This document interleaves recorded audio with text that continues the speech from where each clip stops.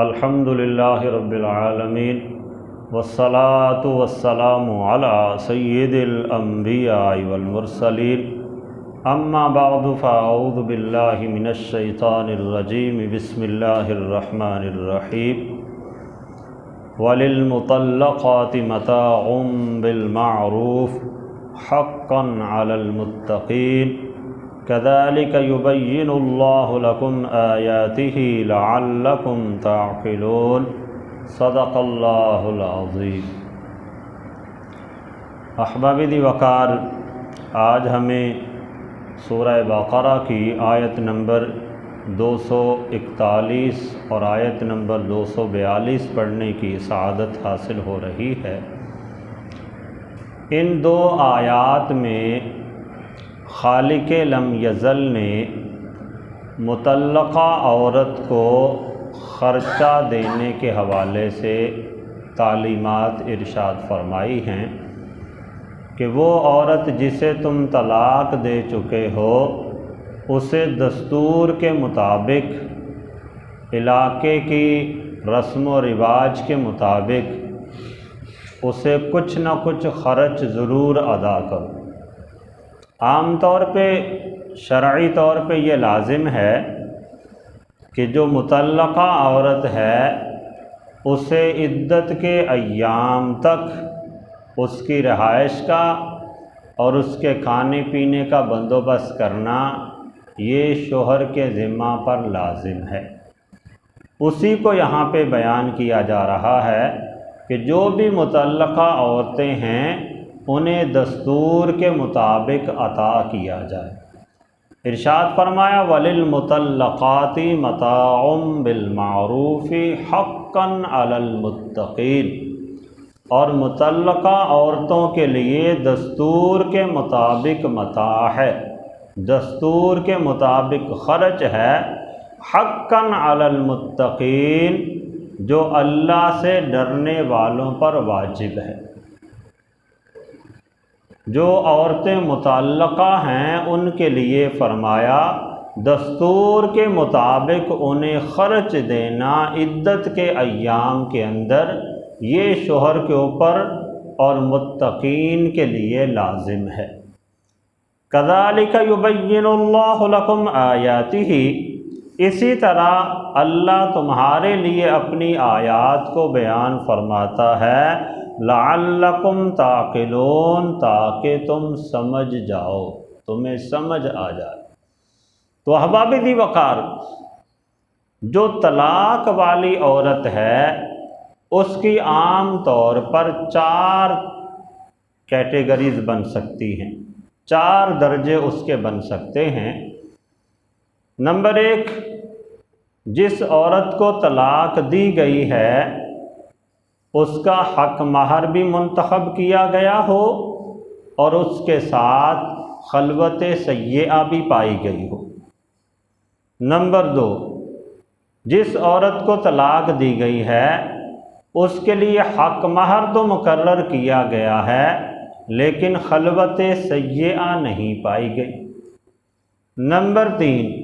جس عورت کو طلاق دی گئی ہے نہ اس کے لیے حق مہر مقرر کیا گیا ہے اور نہ ہی خلوت سیئہ پائی گئی ہے۔ اور چوتھی صورت یہ ہے کہ جس عورت کو طلاق دی گئی ہے اس کے لیے حق مہر مقرر نہیں کیا گیا لیکن خلوت سیئہ پائی گئی ہے۔ تو یہ 4 صورتیں بن جاتی ہیں۔ جو پہلی صورت ہے کہ عورت کو طلاق دی ہے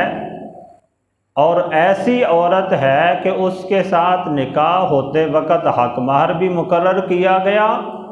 اور خلوت سیئہ بھی پائی گئی، تو ایسی عورت کے لیے پورے کا پورا حق مہر لازم ہو جائے گا۔ یعنی شوہر کی ذمہ داری ہوگی کہ جتنا حق مہر اس کا مقرر ہوا ہے، چاہے وہ لاکھوں کروڑوں کی تعداد میں ہو، جب خلوت سیئہ پائی گئی تو وہ سارے کا سارا مہر شوہر کے ذمہ پہ لازم ہو جائے گا، اور یہ اس کے اوپر بطور قرض کے ہوگا جب تک وہ ادا نہیں کرے گا بری الذمہ نہیں ہوگا۔ دوسری صورت یہ ہے کہ جس عورت کو طلاق دی گئی ہے اس کے ساتھ خلوت سیئہ تو پائی گئی ہے، لیکن اس کے لیے حق مہر مقرر ہی نہیں کیا گیا تھا، حق مہر اس کے لیے مقرر نہیں کیا گیا تھا نکاح کے موقع پر، لیکن خلوت پائی گئی ہے، تو ایسی صورت کے اندر اس عورت کے لیے مہر مثلی قرار پائے گا۔ اگر تو حق مہر مقرر تھا تو پورا حق مہر دینا پڑے گا، لیکن حق مہر مقرر نہیں کیا گیا تھا نکاح کے موقع پر اور خلوت سیئہ پائی گئی ہے، میاں بیوی کا آپس میں علیحدہ رہنا پایا گیا ہے، تو ایسی صورت میں اگر طلاق واقع ہو جاتی ہے تو اس عورت کے لیے مہر مثلی ہوگا۔ مہر مثلی سے مراد یہ ہوتا ہے کہ اس عورت کے جو خاندان کی عورتیں ہیں یا اس عورت کے کفر کے درجے رکھنے والی جو عورتیں ہیں، جیسا حق مہر ان کا تھا اتنا ہی حق مہر اس کے لیے بھی ہوگا۔ اگر تو حق مہر مقرر تھا تو پھر تو میں نے بتایا اتنا ہی دینا پڑے گا جتنا مقرر ہے۔ دوسری صورت یہ ہے کہ حق مہر مقرر نہیں ہوا تھا لیکن خلوت سیئہ پائی گئی، تو ایسی صورت میں اس عورت کے لیے مہر مثلی ہوگا، اور مہر مثلی سے مراد یہ کہ اگر اس عورت کی دیگر کسی بہن کی شادی ہوئی ہے تو جو اس کی بہن کا حق مہر تھا اتنا ہی اس کا بھی قرار دیا جائے گا، یا پھر اس عورت کی جو پھوپھیاں وغیرہ ہے ان کا جس درجے کا حق مہر تھا یا جتنا ان کا حق مہر تھا اتنا ہی اس عورت کے لیے بھی حق مہر مقرر ہوگا۔ تو یہ دو صورتیں ہو گئی کہ خلوت سیئہ پائے جانے کے بعد طلاق دی ہے، تو اس میں پھر دو صورتیں تھیں۔ پہلی تھی کہ حق مہر مقرر تھا تو حکم یہ ہے کہ پورا حق مہر دینا لازم ہوگا۔ دوسری صورت یہ تھی کہ حق مہر مقرر نہیں تھا تو ایسی صورت میں مہر مثلی دینا لازم ہوگا، یعنی جتنا حق مہر اس عورت کی دیگر بہنوں کا تھا اتنا ہی اس کا قرار پائے گا، یا اس عورت کی پھوپھیوں کا جتنا حق مہر تھا اتنا برابر یا اس کی مقدار کے مطابق اس عورت کے لیے بھی لازم ہو جائے گا۔ تیسری صورت یہ ہے کہ جس عورت کو طلاق دی گئی ہے اس کے ساتھ خلوت سیئہ پائی نہیں گئی، اس کے ساتھ خلوت سیئہ نہیں پائی گئی، لیکن نکاح کے موقع پر اس کے لیے حق مہر مقرر کیا گیا، حق مہر اس کا مقرر ہو گیا تھا نکاح کے موقع پر، لیکن خلوت سیئہ پائے جانے سے پہلے ہی طلاق دے دی گئی، تو ایسی صورت میں عورت کے لیے آدھا حق مہر مقرر ہو جائے گا۔ شوہر کی ذمہ داری ہوگی کہ وہ آدھا حق مہر ادا کرے۔ پیچھے ہم اس کا حکم پڑھ چکے ہیں کہ شریعت کی طرف سے تو اس عورت کے لیے آدھا حق مہر ہے، شوہر پر واجب ہے کہ وہ کم از کم آدھا ادا کرے، اور عورت کے لیے جائز ہے کہ وہ آدھے حق مہر تک مطالبہ کر سکتی ہے۔ دونوں کو شریعت نے اجازت بھی دی تھی، اگر شوہر چاہے تو وہ آدھے سے زیادہ دے سکتا ہے اپنی مرضی کے ساتھ، آدھا تو اس پہ واجب ہے، لیکن اگر وہ آدھے سے زیادہ دینا چاہے تو اس کی اپنی منشا ہے، اس میں اس کو زیادہ اجر و ثواب ملے گا۔ اور اگر عورت آدھے سے کم لینے پر رضامند ہو جاتی ہے، آدھا تو اس کا شریعت نے حق رکھا ہے، اس سے زائد کا تو وہ مطالبہ کر ہی نہیں سکتی، لیکن آدھے میں سے بھی اگر عورت خود ہی کچھ معاف کر دیتی ہے، کہتی ہے کہ مجھے آدھا نہیں چوتھائی حصہ دے دو، اپنی باہمی خوشی کے ساتھ وہ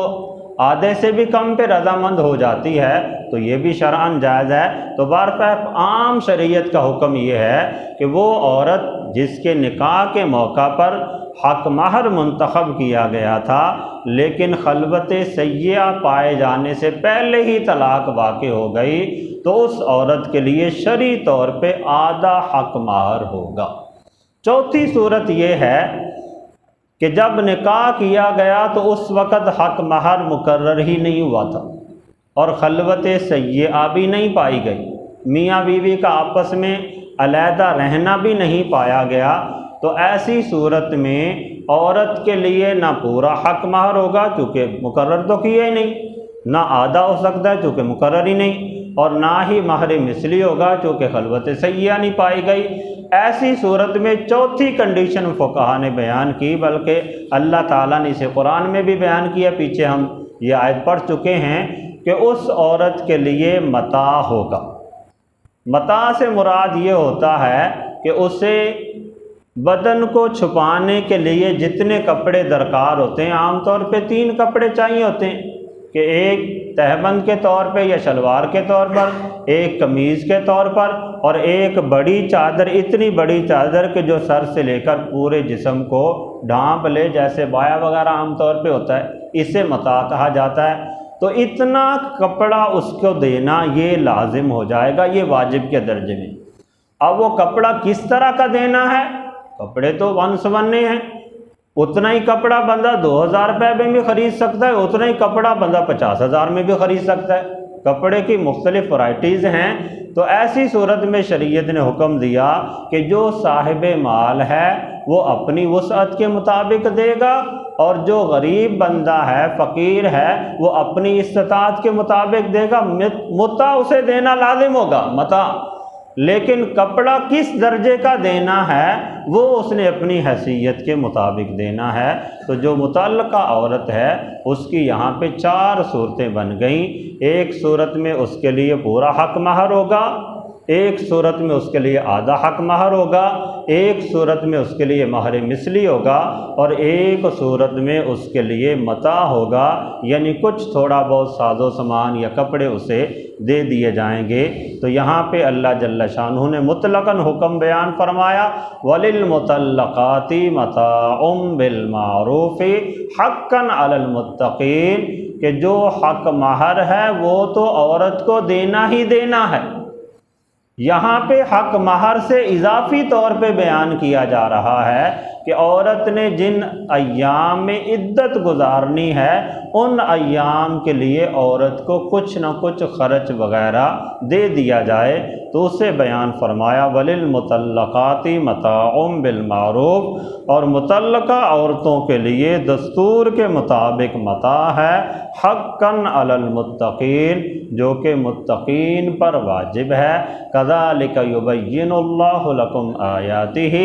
اسی طرح اللہ تمہارے لیے اپنی آیات کو بیان فرماتا ہے، لعلکم تعقلون، تاکہ تم سمجھ جاؤ۔ اللہ تعالی ہم سب کو قرآن و سنت کو سمجھ کر اس کے مطابق عمل پیرا ہونے کی توفیق عطا فرمائے۔